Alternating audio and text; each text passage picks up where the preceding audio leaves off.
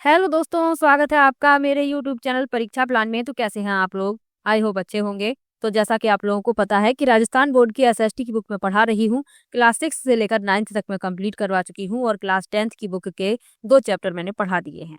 आज तीसरा चैप्टर मैं पढ़ाऊंगी, राजस्थान के उत्सव, त्योहार एवं मेले। इंपॉर्टेंट लेसन है, इससे संबंधित प्रश्न पूछे जाते हैं क्योंकि उत्सवों से भी प्रश्न पूछ लिया जाता है, त्योहारों और मेलों से संबंधित प्रश्न भी पूछा जाता है। तो चलिए वीडियो को शुरू करते हैं। इसके अलावा लेवल 1 का प्रीवियस ईयर का पेपर मैं सॉल्व करवा चुकी हूँ और लेवल 2 का हिंदी और एसएसटी का पेपर मैं सॉल्व करवा चुकी हूँ। तो यदि आप लेवल 1 वाला पेपर देने वाले हैं तो आप वो वीडियो देख सकते हैं, और लेवल 2 में यदि आपका सब्जेक्ट एसएसटी है तो एसएसटी वाला वीडियो देख लीजिए, और यदि आपका हिंदी है तो आप हिंदी वाला वीडियो देख लीजिए। तो चलिए शुरू करते हैं। वीडियो देखने के बाद यदि आपको अच्छा लगे, हेल्पफुल लगे तो वीडियो को लाइक और शेयर कीजिएगा, और यदि आप चैनल पर नए हैं तो चैनल को सब्सक्राइब कर लीजिए। चलिए शुरू करते हैं। आज का लेसन शुरू करने से पहले कल जो मैंने प्रश्न आपको होमवर्क में दिए थे, पहले उनके उत्तर देख लेते हैं, फिर आज का लेसन शुरू करेंगे।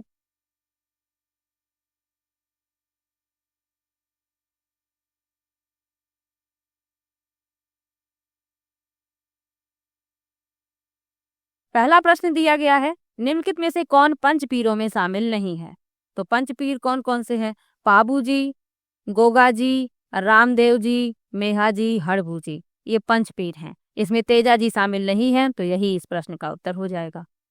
तेजा जी का जन्म किस जिले में हुआ था? तो तेजा जी का जन्म हुआ था नागौर जिले में। पहला विकल्प इसमें सही हो जाए। धन्ना किसके शिष्य थे? तो धन्ना रामानंद के शिष्य थे।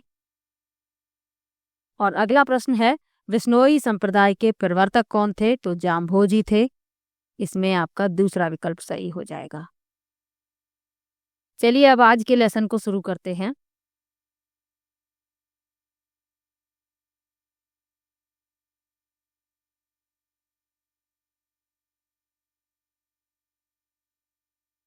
अध्याय 3 है राजस्थान के उत्सव, त्योहार एवं मेले। सबसे पहले लिखा है उत्सव व त्योहार के बारे में। लिखा है, राजस्थान में एक कहावत प्रचलित है, 7 बार 9 त्योहार। यानी कि 7 दिनों में यहाँ 9 त्योहार होते हैं। अर्थात सप्ताह के 7 दिनों में यहाँ 9 त्योहार होते हैं। आगे लिखा भी है, यहाँ की स्थानीय संस्कृति की अभिव्यक्ति लोकोत्सवों में स्पष्ट रूप से देखी जा सकती है। ये त्योहार, उत्सव व मेले इस प्रकार रचे गए हैं कि मौसम, समय तथा लोक भावना सबका संतुलन इनमें दिखाई देता है। अक्सर फसलों की कटाई व बदलते मौसम के साथ संयोजित ये अवसर आम जन को एक नवीन ऊर्जा प्रदान करते हैं। ये उत्सव, त्योहार और मेले सांसारिक उलझनों में फंसे लोगों को कुछ समय के लिए शारीरिक एवं मानसिक शांति तथा आनंद प्रदान करते हैं। तो इसीलिए ये त्योहार और उत्सव मनाए जाते हैं, ताकि लोग जो हैं सांसारिक उलझनों में फंसे रहते हैं तो कुछ समय के लिए उनको शारीरिक और मानसिक शांति मिल सके। राजस्थान की इंद्रधनुषी संस्कृति की पहचान प्रकट करने वाले कुछ प्रमुख उत्सव, त्योहार व मेलों की झलक यहाँ प्रस्तुत है। तो इन त्योहार, मेलों और उत्सवों के बारे में पहले भी आप पढ़ चुके हैं, लेकिन इसमें थोड़ा और डिटेल में बताया गया है। सबसे पहले लिखा है गणगौर।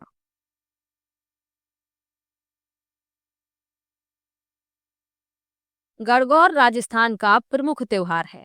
गढ़ अर्थात शिव, गौर अर्थात गौरी, पार्वती।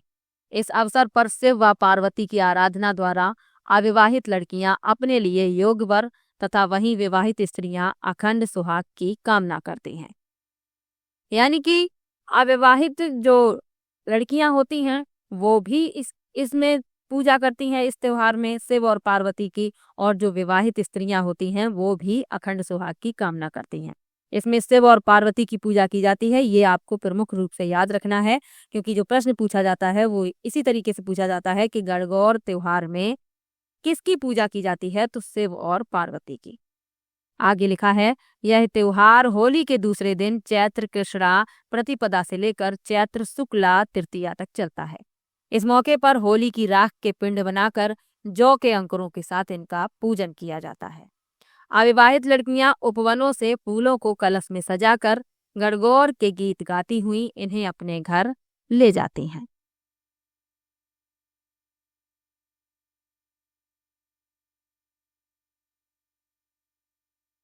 आगे लिखा है, गणगौर का त्योहार शिव पार्वती के रूप में ईसर जी और गणगौर की प्रतिमाओं के पूजन द्वारा मनाया जाता है। जन श्रुति के अनुसार इसका आरंभ पार्वती के गौने या अपने पिता के घर पुनः लौटने और अपनी सखियों द्वारा स्वागत गान को लेकर हुआ था। इसकी स्मृति में स्त्रियां गणगौर की काष्ठ की प्रतिमाओं को सजाकर मिट्टी की प्रतिमाओं के साथ किसी जलाशय पर जाती हैं।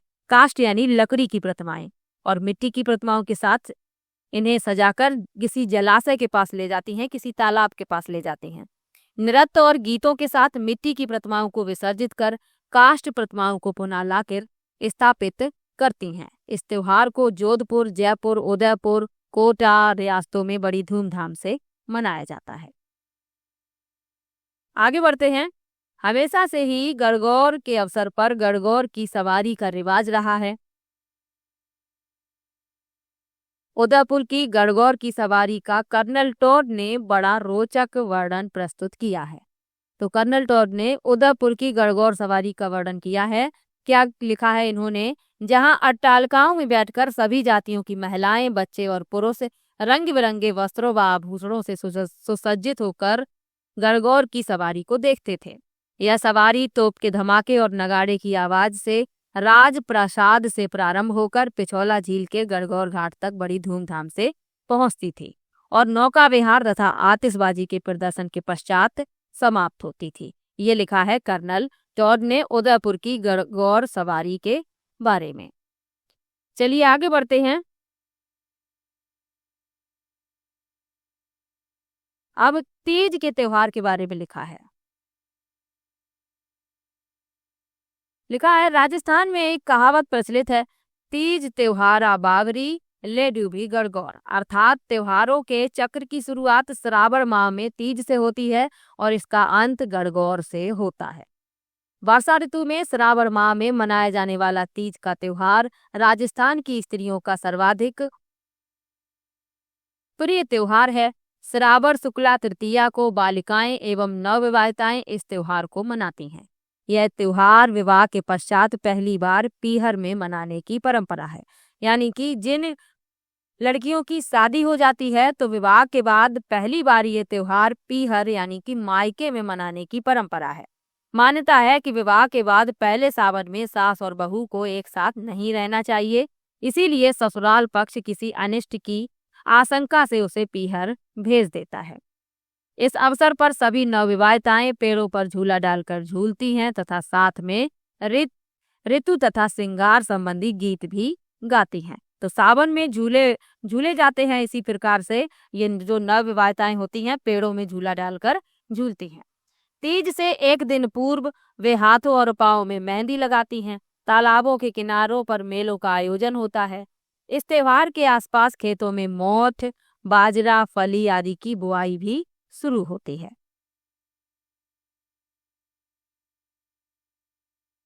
आगे लिखा है, राजस्थान में गुलाबी नगर जयपुर का तीज का त्योहार प्रसिद्ध है।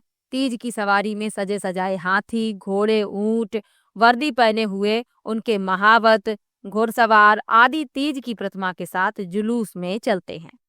इस त्योहार का आनंद उठाने के लिए राज्य भर से हजारों की संख्या में लोग आते हैं। राजस्थानी वेशभूषा में लोग राजस्थानी लोकगीत और नृत्य करते नजर आते हैं। इस दृश्य का विदेशी पर्यटक घंटों ठहरकर आनंद उठाते रहते हैं। अब यहाँ पर एक महत्वपूर्ण तथ्य लिखा हुआ है। क्या लिखा है? बूंदी की कजली तीज। तीज का त्योहार पूरे राजस्थान में जहां श्रावणी तीज को मनाया जाता है, श्रावणी यानी कि सावन की तीज को, लेकिन बूंदी में यह भाद्रपद की तृतीया को मनाया जाता है। इसमें सुसज्जित पालकियों में तीज का उल्लासमय जुलूस मनोरम नवल सागर से शुरू होकर कुंभा स्टेडियम पर समाप्त होता है। तो बूंदी में कजली तीज मनाई जाती है और ये भाद्रपद की तृतीया को यानी तीज को। तो ये आपको याद रखना है। चलिए आगे बढ़ते हैं। अब होली के त्योहार के बारे में लिखा है और आप सभी लोग होली के बारे में जानते ही हैं।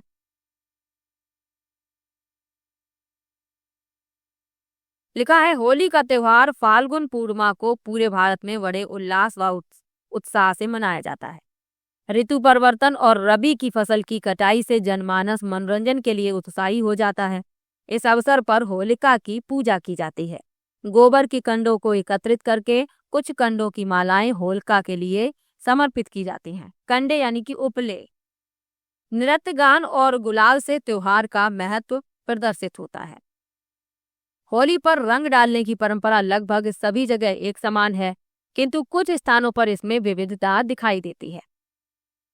भिनाई में कोड़ामार खेली जाती है, जिसमें लोग दो दलों में बंटकर एक दूसरे पर कोड़ों से प्रहार करते हैं। मेवाड़ में उदयपुर, बांसवाड़ा, डूंगरपुर तथा दक्षिणी राजस्थान में आदिवासी लोगों में भगौरिया खेला जाता है। मेवाड़ के अनेक अंचलों में होली के मौके पर गैर नृत्य किया जाता है। तो आपको यहाँ से याद रखना है कि भिनाई में कोड़ा मार होली खेली जाती है। कोड़ा मार कहा जाता है, जिसे इसमें क्या होता है, लोग दो दलों में बंट जाते हैं और एक दूसरे पर कोड़ों से प्रहार करते हैं। चलिए आगे बढ़ते हैं।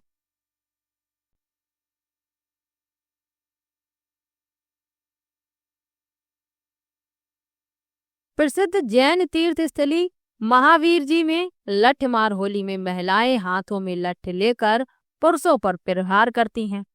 शेखावटी क्षेत्र में होली के अवसर पर गींदड़ नृत्य किया जाता है। बाड़मेर की पत्थर होली में ईलो जी की बारात भी निकाली जाती है, जो बाद में रोने बिलखने में बदल जाती है। इसी से लोगों का मनोरंजन होता है। जयपुर में पिछले कुछ वर्षों से होली के अवसर पर जन्म, मरण और परण का सभ्य समाज के द्वारा आयोजन होता है। इस कार्यक्रम में बाप की अर्थी, बेटे की बारात और पौत्र का जन्म दिखाया जाता है। तो ये बात कहाँ की हो रही है? जयपुर की। कोटा के आवा सांगोद कस्बों का 200 वर्ष पुराना निहार आयोजन भी प्रसिद्ध है। यहाँ होली पर खेल तमाशों के जरिए मनोरंजन किया जाता है। तो होली का जो त्योहार है, अलग अलग तरीके से लोग मनाते हैं अलग अलग क्षेत्रों में। चलिए आगे बढ़ते हैं।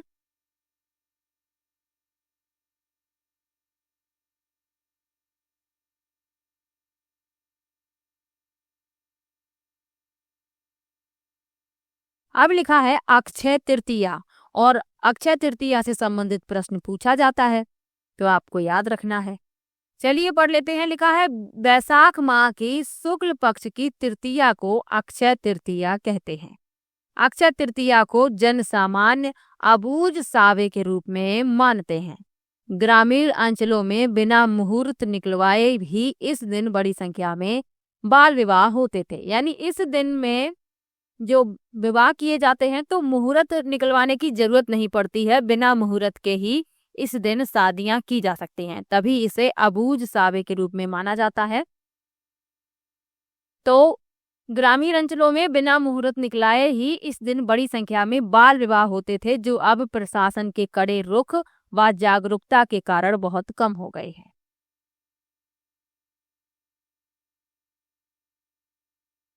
आगे लिखा है कृषक इस दिन खेतों में हल चलाकर अच्छी वर्षा एवं फसल की कामना करते हैं। बाजरा, गेहूं, चावल, तिल, जौ इत्यादि 7 अन्नों की पूजा की जाती है। इस दिन गेहूं, बाजरे आदि का खींचड़ा, गुड़ की गलवाड़ी व मंगोरी का साग बनाया जाता है। बीकानेर का स्थापना दिवस होने के कारण इसे वहां और भी उत्साह के साथ मनाया जाता है। चलिए आगे बढ़ते हैं। पूरे देश में मनाए जाने वाले सभी पर्व त्योहार आदि राजस्थान में भी उतने ही हर्षोल्लास से मनाए जाते हैं। ऋतु तथा धर्म के परिप्रेक्ष्य में भारतीय जनसामान्य के कई अन्य उत्सव हैं, जिनमें रक्षाबंधन, जन्माष्टमी, गणेश चतुर्थी, नवरात्रि, दशहरा, दीपावली, मकर संक्रांति, शरद पूर्णिमा, बसंत पंचमी, नाग पंचमी आदि प्रमुख हैं।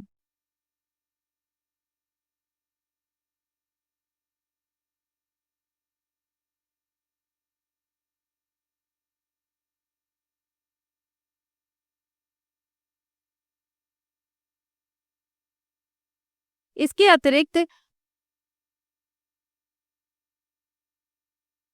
जैन संप्रदाय से संबंधित अनेक उत्सव राजस्थान में बड़ी श्रद्धा के साथ मनाए जाते हैं। जैनों का सबसे पवित्र और महत्वपूर्ण उत्सव पर्युषण भाद्रपद में मनाया जाता है।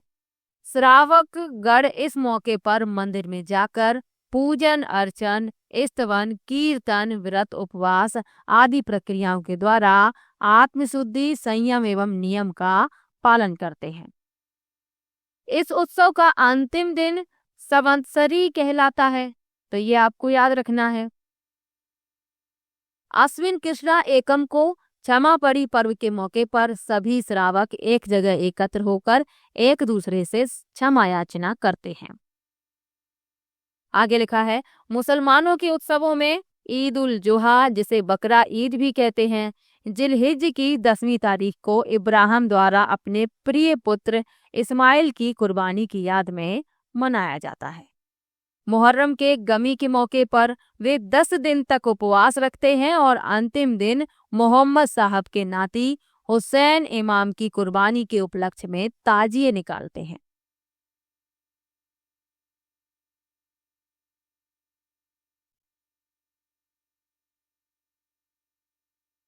आगे लिखा है, सबे रात का त्योहार बड़ी खुशी का होता है। ऐसा माना जाता है कि उस दिन सभी मानवों के कर्मों की जांच होकर उनके कर्मों के अनुसार उनके भाग्य का निर्धारण किया जाता है। मोहम्मद साहब के पवित्र जन्म एवं मरण की स्मृति में 12 वफात का त्योहार मुस्लिम समाज बड़ी श्रद्धा से मनाता है। रमजान की समाप्ति का दिन ईद उल फितर कहलाता है, यानी जिस दिन रमजान खत्म होते हैं उस दिन ईद मनाया जाता है, ईद उल फितर, जिस दिन नई पोशाक में मुस्लिम समाज आपसी मेल मिलाप करता दिखाई देता है। आगे लिखा है, ईसाई उत्सवों में 1 जनवरी, Easter, Good Friday, Christmas Day आदि प्रमुख हैं, जिन्हें लोग गिरजाघरों एवं ईसाइयों के निवास स्थान में बड़े उल्लास से मनाते हैं। इन प्रमुख लोकोत्सवों के अतिरिक्त महापुरुषों की जयंती, व्रत तथा उपवास के अवसर पर भी उत्सव मनाए जाते हैं। इनमें महावीर जयंती, नरसिंह जयंती, हनुमान जयंती, बुद्ध जयंती आदि मुख्य हैं। व्रत के उस उत्सवों में अमावस्या व्रत, वट सावित्री व्रत, निर्जला एकादशी, देवझूलनी एकादशी, हरतालिका तीज, पवित्रा चतुर्दशी, ऋषि पंचमी, अनंत चतुर्दशी, गोपाष्टमी, आंवला एकादशी आदि प्रमुख हैं। तो ये वो दिन बताए गए हैं जिस दिन महिलाएं व्रत करती हैं। तो ये कुछ प्रमुख त्योहार थे जिनके बारे में बताया गया है। अब लिखा है मेलों के बारे में, तो चलिए मेलों के बारे में पढ़ लेते हैं। लिखा है, मेले का अर्थ है एक विशेष स्थान पर जन समूह का मिलना और उत्सवों का मनाना। लोक जीवन पूरी सक्रियता से मेलों एवं त्योहारों के आयोजन में शामिल होता है। इससे यहाँ की लोक संस्कृति जीवंत हो उठती है। इन उत्सव त्योहारों एवं मेलों के अपने गीत और अपनी संस्कृति है। प्रायः इन मेलों और त्योहारों के मूल धर्म में होता है, किंतु कई मेले और त्योहार अपने सामाजिक और आर्थिक महत्व के कारण अधिक प्रसिद्ध हैं। अजमेर में पुष्कर जी का मेला, अन्नकूट पर नाथ द्वारा का मेला, सवाई माधोपुर के सिवाड़ क्षेत्र में शिवरात्रि का मेला, चुरू जिले में सालासर हनुमान जी का मेला, नागौर में गोठ, मागलोद में दधीमती का मेला, उदयपुर के पास चार भुजा का मेला, करौली में कैला देवी का मेला, एकलिंग जी में शिवरात्रि का मेला, केसरिया का धुलेव का मेला, अलवर के पास भरतहरी का मेला आदि धर्म प्रधान मेले हैं। तो आपको क्या याद रखना है? आपको इन मेलों के नाम याद रखने हैं और जहाँ पर ये लगते हैं, जहाँ पर इनका आयोजन होता है, उसका नाम याद रखना है। आगे लिखा है, डूंगरपुर का बेड़ेश्वर का मेला, 12 जिले की साहिबाद तहसील का शहरियों का सीताबड़ी का मेला आदि आदिवासियों के मेलों का प्रतिनिधित्व करते हैं। अब बेड़ेश्वर मेला कई प्रतियोगी परीक्षाओं में पूछ लिया जाता है। प्रश्न इस तरीके से पूछा जाता है कि आदिवासियों का कुंभ किस मेले को कहा जाता है? तो बेड़ेश्वर मेले को आदिवासियों का कुंभ कहा जाता है। ये आपको याद रखना है और ये डूंगरपुर में लगता है। आगे लिखा है पर्वतसर में तेजाजी का मेला, पोखरण के रुड़ीचा में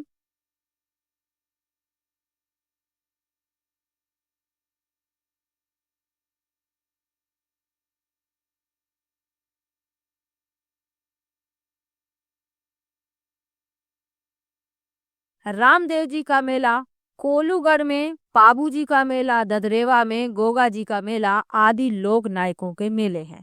मौसमी मेलों में तीज, गणगौर आदि के मेले प्रमुख हैं। प्रमुख मेलों का संक्षिप्त विवरण यहाँ प्रस्तुत है, यानी जो प्रमुख मेले हैं उनके बारे में बताया गया है। सबसे पहले लिखा है पुष्कर का मेला। अजमेर जिले के पुष्कर हिंदुओं की आस्था का एक प्रमुख केंद्र है। पूरे भारत में यही ब्रह्मा जी का एकमात्र ऐसा मंदिर है जिसमें उनकी विधिवत पूजा होती है। यानी पूरे भारत में ब्रह्मा जी का मंदिर सिर्फ पुष्कर में स्थित है, ये आपको याद रखना है। इस मंदिर के पीछे की पहाड़ियों पर सावित्री माता का मंदिर भी है। पुष्कर में लगने वाला कार्तिक माह की पूर्णिमा का मेला अपनी विशालता के कारण अनुपम माना जाता है। तो ये आपको याद रखना है, कार्तिक माह की पूर्णिमा को यहाँ पर मेले का आयोजन होता है।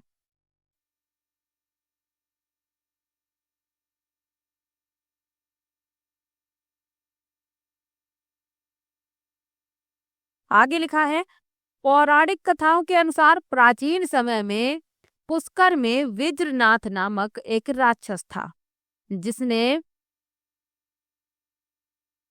तो पौराणिक कथाओं में क्या बताया गया है कि प्राचीन समय में पुष्कर में विज्रनाथ नामक का एक राक्षस था जिसने पुष्कर में आतंक मचा रखा था। इस राक्षस द्वारा ब्रह्मा जी की संतानों की हत्या जब स्वयं ब्रह्मा जी को ज्ञात हुई तो उन्होंने प्रकट होकर कमल के फूल से राक्षस का संहार किया। कमल की पंखुड़ियां जिन 3 स्थानों पर गिरी वहां झीलें बन गईं। ज्येष्ठ पुष्कर, कनिष्ठ और मध्यम पुष्कर। इनमें ज्येष्ठ पुष्कर का ही महात्म्य अधिक है। तत्पश्चात ब्रह्मा जी ने इसी स्थान पर एक यज्ञ का आयोजन किया जिसमें समस्त देवी देवताओं और ऋषि मुनियों को आमंत्रित किया। यह यज्ञ कार्तिक मास में संपन्न हुआ था। पुष्कर में कार्तिक माह में दीपदान की परंपरा अत्यंत महत्वपूर्ण और पौराणिक है। इसी समय पशु मेला भी लगता है। तो कार्तिक माह में यहाँ पर पशु मेले का आयोजन किया जाता है। विदेशी पर्यटक भी इस समय बड़ी संख्या में आते हैं। रंग बिरंगे वस्त्रों में जन समुदाय, गेरिगे वस्त्रों में भस्म लपेटे साधु, हजारों मवेशी और खूबसूरत जीनों से सजे ऊंट, इन सबसे सुसज्जित पुष्कर मेला अत्यंत आकर्षक और जीवंत दृश्य उपस्थित करता है। तो एक कथा, पौराणिक कथा लिखी हुई है और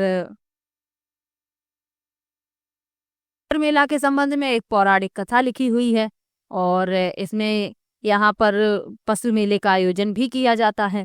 तो ये भी आपको याद रखना है। चलिए आगे बढ़ते हैं। लिखा है जीन माता का मेला।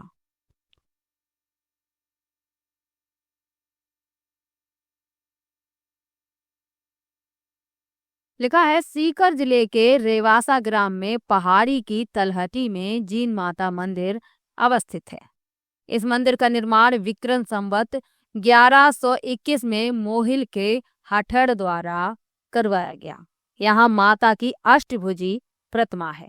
तो आपको याद रखना है कि सीकर जिले के रेवासा ग्राम में पहाड़ी की तलहटी में जीन माता का मंदिर है और यहाँ पर माता की अष्टभुजी यानी कि 8 भुजाओं वाली प्रतिमा है। इसके सामने घी और तेल के 2 दीपक अखंड रूप से कई वर्षों से प्रज्वलित हैं। माना जाता है कि इन दीपकों की ज्योतियों की व्यवस्था दिल्ली के चौहान राजाओं ने शुरू की थी। जीन माता के संबंध में जनश्रुति है कि यहाँ हर्ष और जीन भाई बहन थे।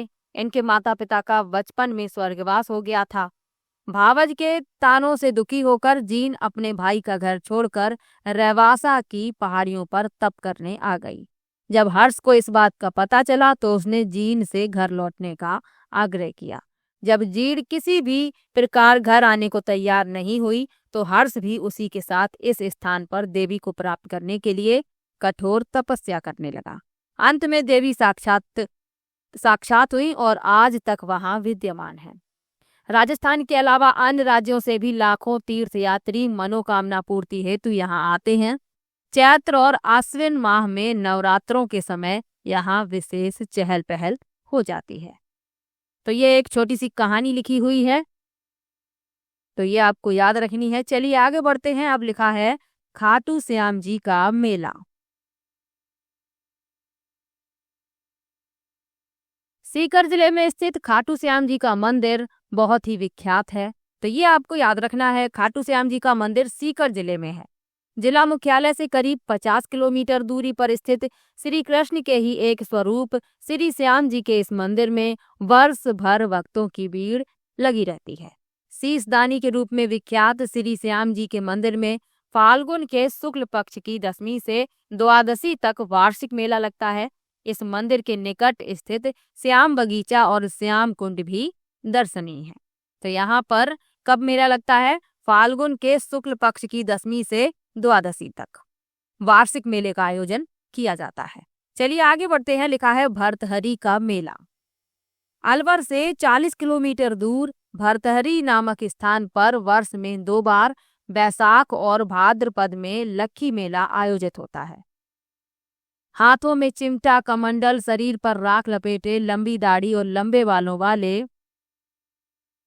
सैकड़ों कनफटे बाबाओं से यह स्थान लघु कुंभ के रूप में जीवंत हो उठता है।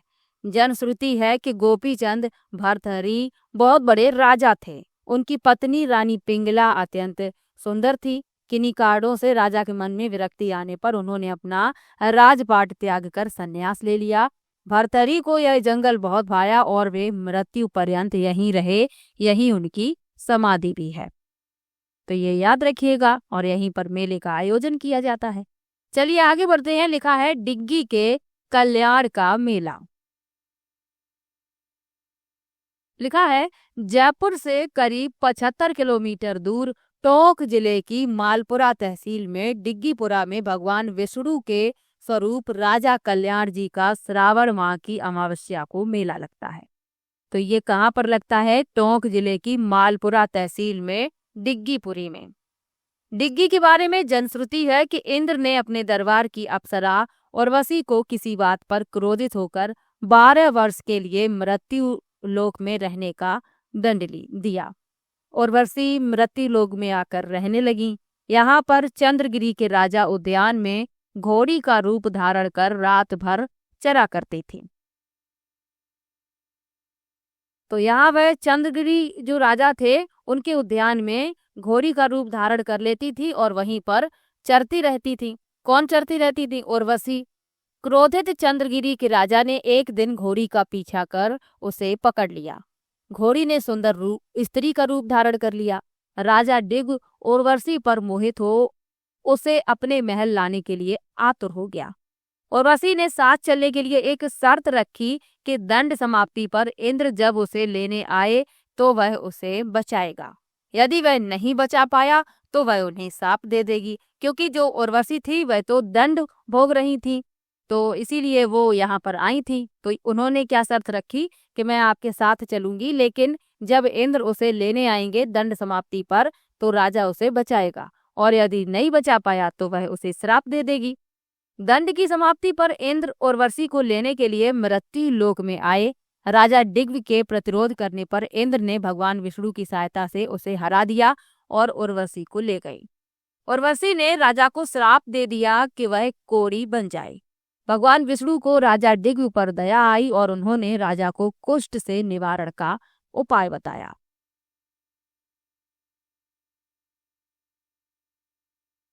उन्होंने कहा कि कुछ समय बाद उनकी एक प्रतिमा पास के समुद्र में बहती हुई आएगी, जिसके दर्शन से राजा का रोग मिटेगा। ये किसने कहा? भगवान विष्णु ने।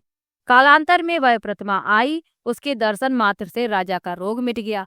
क्योंकि भगवान विष्णु ने राजा डिग्गु का कुष्ठ रोग से कल्याण किया था, इसीलिए इस मंदिर का नाम कल्याण मंदिर पड़ा।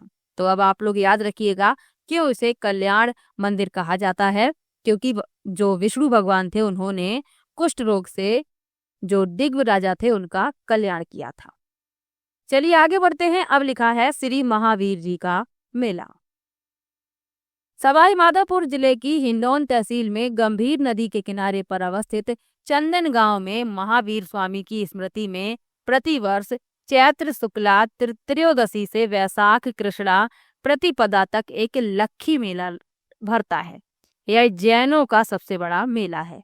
जनश्रुति है कि कृपादास नामक चर्मकार एक टीले पर अपने पशु चराया करता था। वर्तमान में यह टीला उसके नाम से जाना जाता है। एक बार उसकी एक गाय ने कई दिनों तक दूध नहीं दिया।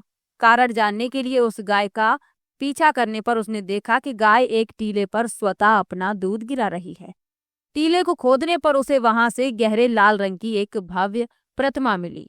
कृपादास ने उस प्रतिमा को एक झोपड़ी में रख दिया।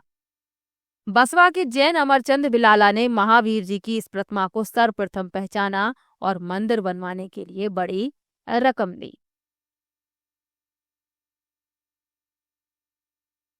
आज भी जब मेले का शुभारंभ होता है तो रथ यात्रा से पूर्व रथ को पहले उस चर्मकार के वंशजों का हाथ लगवाना पहली परंपरा है।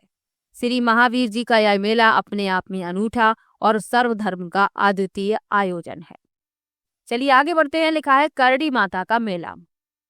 बीकानेर जिले की नोखा तहसील के देशनोक में बीकानेर के राठौर राजघराने की कुल देवी करड़ी माता का मंदिर स्थित है। यह चूहों के मंदिर के नाम से विख्यात है और यहीं से प्रश्न पूछा जाता है कि चूहों के मंदिर के नाम से कौन सा मंदिर विख्यात है। तो आपको याद रखना है करड़ी माता का मंदिर।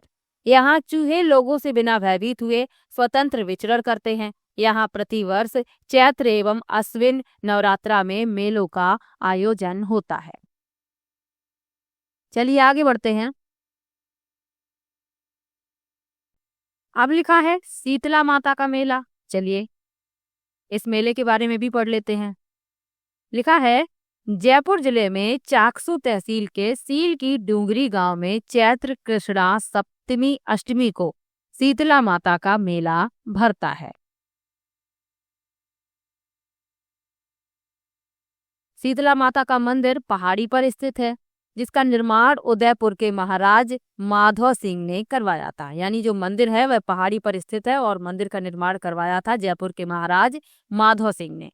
बैलगाड़ी मेले के नाम से प्रसिद्ध इस मेले में दूर दूर से ग्रामीण रंगीन कपड़ों में सजे अपनी सुसज्जित बैलगाड़ियों से आते हैं।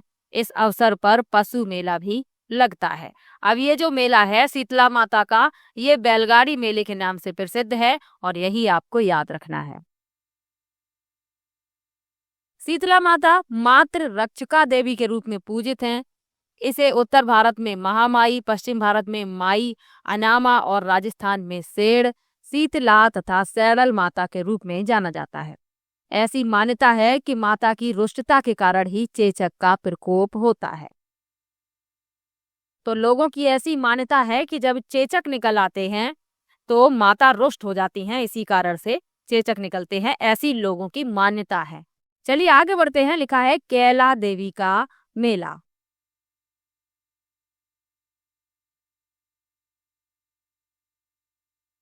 सवाई माधोपुर से 18 किलोमीटर की दूरी पर त्रिकूट पर्वत की घाटी में कैला देवी का भव्य मंदिर है। यहाँ चैत्र शुक्ला अष्टमी को मेला भरता है। मेले में बड़ी संख्या में भक्तों के आने के कारण इसे लक्खी मेला भी कहते हैं। कैला माता के मंदिर में 2 मूर्तियां हैं। दाहिनी तरफ कैला देवी की मूर्ति है, जिन्हें लक्ष्मी नाम से भी जाना जाता है। बाईं तरफ चामुंडा माता की मूर्ति है। यानी कि जो कैला देवी का मंदिर है इसमें 2 मूर्तियां हैं। एक तरफ कैला देवी की मूर्ति है और दूसरी तरफ चामुंडा माता की। तो ये आप याद रखिएगा। कैला देवी के मंदिर के सामने ही हनुमान जी का मंदिर भी है, जिन्हें स्थानीय लोग लांगुरिया कहते हैं। तो कैला देवी मंदिर के सामने ही हनुमान जी का मंदिर है और स्थानीय लोग इन्हें क्या कहते हैं? लांगुरिया। चलिए आगे बढ़ते हैं। लोक कथा के अनुसार जब कंस ने वासुदेव और देवकी को कारागृह में डाल दिया था तो वहीं पर देवकी ने एक बालिका को जन्म दिया। कंस ने जब उस नवजात बालिका को मारना चाहा तो वह हाथ से छूटकर आकाश की ओर उड़ गई। यही योग माया जब पृथ्वी पर अवतरित हुई तो कैला देवी के नाम से प्रसिद्ध हुई। तो ये लोक कथा है जिसके अनुसार बताया गया है कि कंस ने वासुदेव और देवकी को जब कारागृह में डाल दिया था तो उनको एक कन्या हुई थी, यानी एक कन्या ने जन्म लिया था और कंस ने जब उस कन्या को मारना चाहा, बालिका को, तो वह हाथ से छूटकर आकाश में उड़ गई थी। और यही योग माया जब पृथ्वी पर अवतरित हुई तो केला देवी के नाम से प्रसिद्ध हो गई। तो ये लोक कथा है। चलिए आगे बढ़ते हैं। अब लिखा है कपिल मुनि का मेला।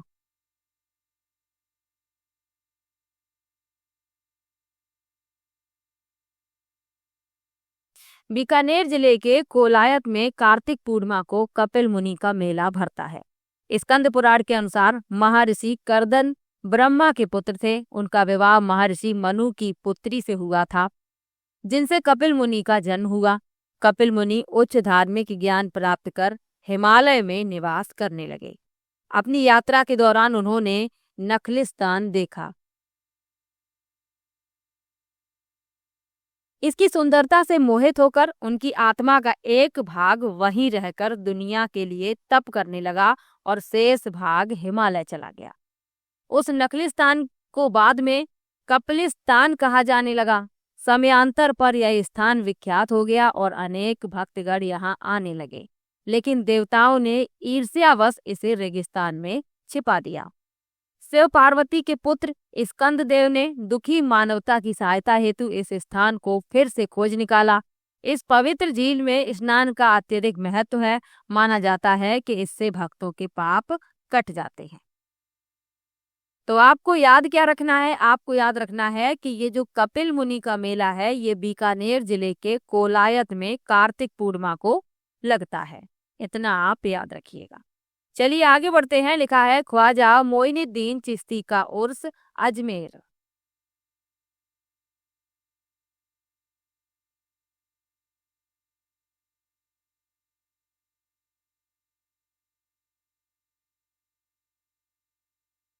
सूफी संत ख्वाजा मोइनुद्दीन चिश्ती साहब ईरान से भारत आए थे। अपना शेष जीवन अजमेर में बिताया। गरीब नवाज के नाम से जाने जाने वाले ख्वाजा साहब ने अपना संपूर्ण जीवन मानवता की सेवा में समर्पित कर दिया। अब प्रश्न पूछ लिया जाता है कि गरीब नवाज के नाम से किसे जाना जाता है? तो ख्वाजा मोइनुद्दीन चिश्ती को। अजमेर में उनकी मजार पूरी दुनिया के मुस्लिम धर्मावलंबियों की आस्था का प्रमुख केंद्र है। इस्लामिक कैलेंडर के अनुसार रजब माह की पहली से छठी तारीख तक अजमेर में ख्वाजा साहब का उर्स मनाया जाता है। तो ये इस्लामिक कैलेंडर के अनुसार बताया गया है। ऐसी मान्यता है कि 99 वर्ष की आयु में रजब की 6 तारीख को ख्वाजा मोइनुद्दीन चिश्ती ने अनुभव किया कि अब महबूबे हकीकी से मिलने का वक्त आ गया है। जब ख्वाजा साहब 6 दिन तक हुजरे से बाहर नहीं आए तो खदिम भीतर गए। वहां उन्होंने पाया कि ख्वाजा साहब की रूह जिस्म से परवाज कर गई है। इसी की याद में प्रतिवर्ष उर्स मनाया जाता है। तो ये भी याद रखिएगा साथ में। और इनकी जो दरगाह है वो अजमेर में है, ये याद रखिएगा। चलिए आगे बढ़ते हैं।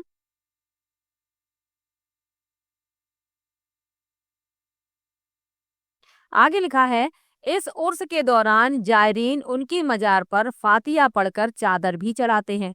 अकबर द्वारा निर्मित अकबरी मस्जिद तथा महफिल खाने में कव्वालियों का कार्यक्रम होता है।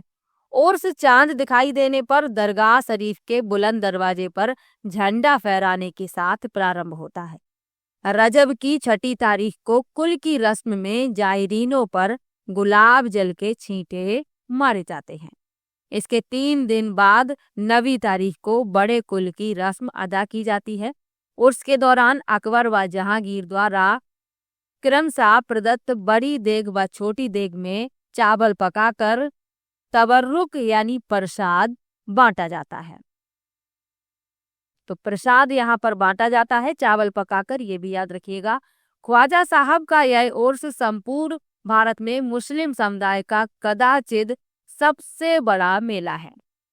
तो ये संपूर्ण भारत में मुस्लिम समुदाय का सबसे बड़ा मेला है जो सर्वधर्म समभाव की अनूठी मिसाल पेश करता है। चलिए आगे बढ़ते हैं। अब लिखा है गलियाकोट का उर्स।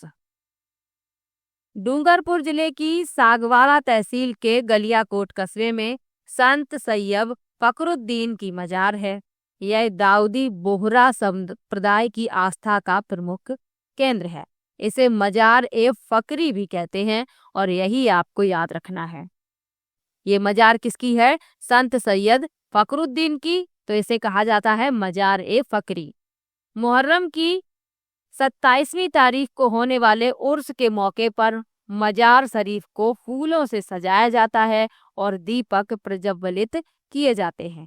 सामूहिक इबादत होती है तथा कुरान शरीफ का पाठ किया जाता है। तो गलियाकोट का उर्स कहाँ पर है? डूंगरपुर जिले की सागवाड़ा तहसील के गलियाकोट कस्बे में। इतना याद रखिएगा। चलिए आगे बढ़ते हैं। अब लिखा है बेड़ेश्वर का मेला।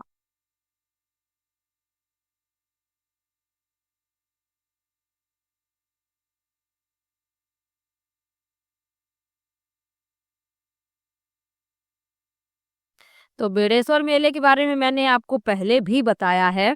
चलिए फिर से एक बार डिटेल में पढ़ लेते हैं। लिखा है बेड़ेश्वर मेला राजस्थान के आदिवासियों का कुंभ कहलाता है और यही प्रश्न पूछा जाता है कि किस मेले को आदिवासियों का कुंभ कहा जाता है। तो आपको याद रखना है बेड़ेश्वर मेला। इस मेले में आदिवासी संस्कृति के तमाम रंग दिखाई देते हैं। यह मेला माघ पूर्णिमा के अवसर पर डूंगरपुर जिले की आसपुर तहसील के नवातपुरा नामक स्थान पर भरता है। तो आपको ये तो याद ही रखना है कि ये डूंगरपुर जिले में लगता है और डूंगरपुर जिले की आसपुर तहसील के नवातपुरा नामक स्थान पर। डूंगरपुर याद रखिएगा। चलिए आगे बढ़ते हैं। बेड़ेश्वर नाम भगवान शिव के लिंग पर आधारित है। जनश्रुति है कि यह शिवलिंग स्वयं उद्भूत हुआ। यहाँ स्वयंभू शिवलिंग 5 स्थान पर से खंडित है। इसके बारे में एक कथा प्रचलित है कि नवातपुरा गांव से एक गाय प्रतिदिन शिव मंदिर में आती और शिवलिंग पर दुग्धाभिषेक कर चली जाती थी। एक दिन ग्वाला परेशान होकर गाय के पीछे चला आया। पीछा करते हुए वह शिव मंदिर पहुंचा, जहां गाय को लिंग पर दुग्धाभिषेक करते हुए ग्वाले ने देख लिया। फलता वह वहां से भागी। भागने के प्रयास में खुर से लिंग को धक्का लगा, जिससे यह 5 हिस्सों में टूट गया। यह आश्चर्यजनक है कि टूटने के बावजूद भी इसकी पूजा होती है, क्योंकि टूटी प्रतिमा की पूजा नहीं की जाती। लेकिन ये जो शिवलिंग है ये टूटा हुआ है, इसके 5 हिस्से हैं, लेकिन फिर भी इसकी पूजा की जाती है। आगे लिखा है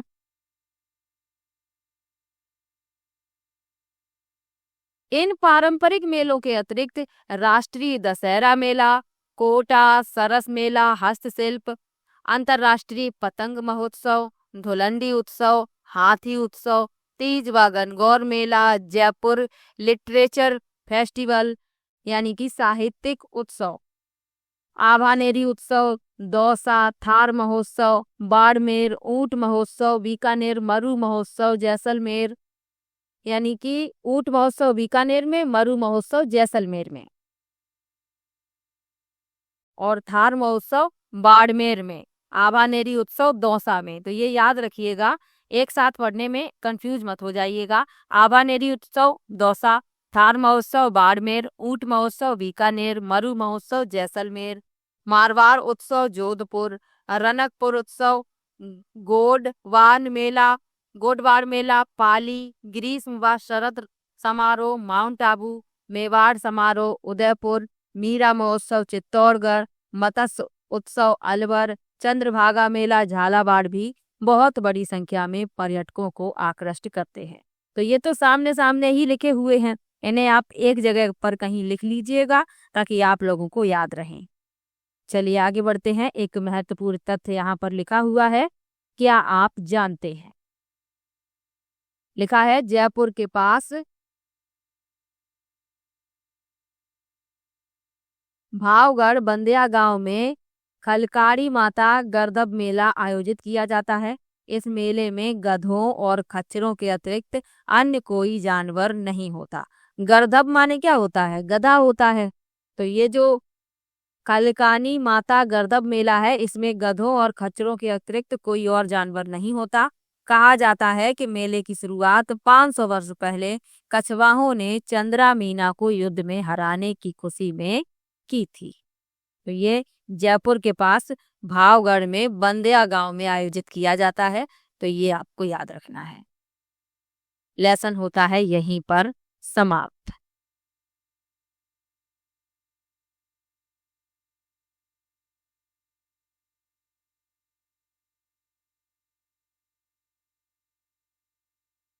ये 4 बहुविकल्पी प्रश्न दिए गए हैं। इनके उत्तर आपको कमेंट बॉक्स में बताने हैं। आप लोग लिखा कीजिए, जो मैं लेसन पढ़ाती हूँ उसी के आधार पर ये प्रश्न होते हैं। और यदि आप पूरा वीडियो अच्छे से देखते हैं तो इन प्रश्नों के उत्तर आपको देखकर ही पता चल जाते होंगे। तो आप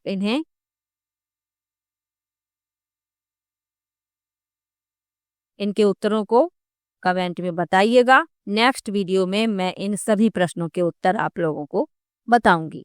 तो चलिए मिलते हैं नेक्स्ट वीडियो में। वीडियो कैसा लगा कमेंट बॉक्स में ज़रूर बताइएगा। वीडियो को लाइक और शेयर कीजिएगा। और आप लोग वीडियो को बिल्कुल भी शेयर नहीं करते हैं। मैं इतनी मेहनत करती हूँ आप लोगों के लिए। क्लास 6 से मैंने शुरुआत की है। मैंने कोई भी लेसन नहीं छोड़ा। क्लास 6 कंप्लीट करवाया, 7th कंप्लीट करवाया, 8th कंप्लीट करवाया, 9th भी मैंने कंप्लीट करवा दिया। और अब मैं 10th क्लास की शुरुआत कर चुकी हूँ और इस बुक को भी मैं कंप्लीट करवा दूंगी।